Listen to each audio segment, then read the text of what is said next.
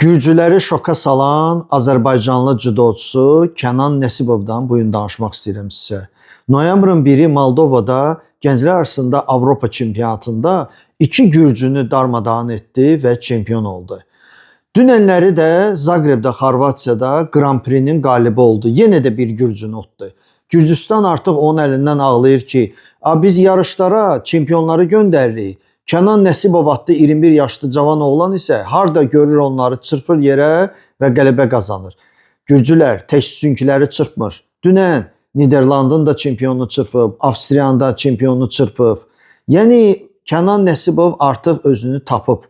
Özü də çox maraqlıdır ki, demək olar ki, son 33-34 gün ərzində bu onun 3-cü uğurudur. Oktyabr ayında Peruda bürünc medal alandan sonra Kənana nəsə olub, belə dayanmaq olmur qabağında onun. Dağıdır, kimi tutur dağıdır. Hələ bu cavan oğlan 21 yaşı var. Gör indi bu özünü yığsa, biraz da üzərində işləsə, Los Angelesə getsə nələr eləyəcək? 100 kiloqramdan artıq çəkidə. Çox fantastik çəkidir, çox vacib bir çəkidir və baxımlı çəkidir.